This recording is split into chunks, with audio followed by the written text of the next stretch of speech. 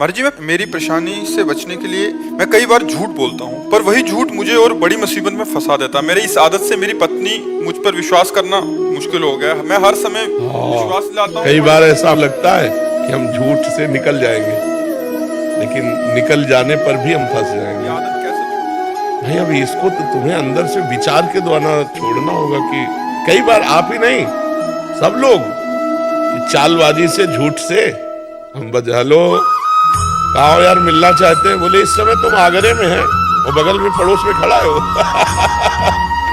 Mobile से भी बहुत झूठ बोला जाता है, नहीं बोला जाता।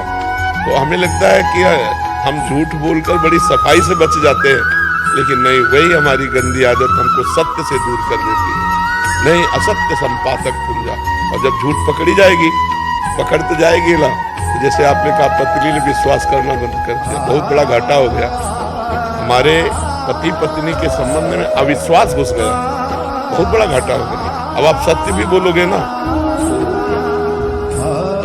नहीं माना जाएगा, बहुत समझना चाहिए। एक गांव का लड़का गांव वालों को परेशान करने के लिए अपने मित्रों से कहा, देखो अरे भेड़िया आया, खूब हल्ला मचाया। तो गांव के लोग दौड़े गए।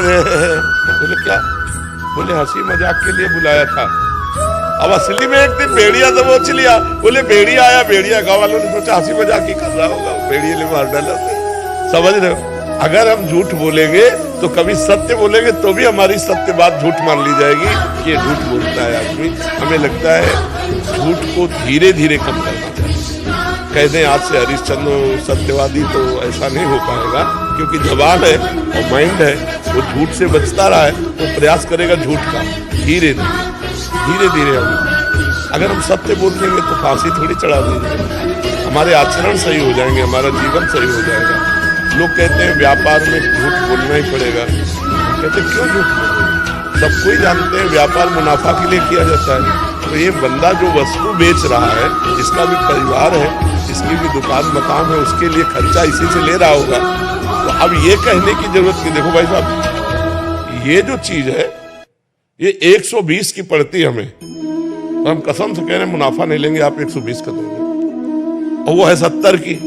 वो कसम खा के उस झूठ बोल करके 30-40 रुपया अगर बचा पाए, वो तुम्हारे लिए सुखकारी नहीं होगा। प्राय लोग ऐसे करते हैं, कसम तो कह रहे हैं आपके कारण केवल दे रहे हैं। आप कहो तुम इतना बड़ा व्यापार खोले हो, हमसे इतना व्यवहार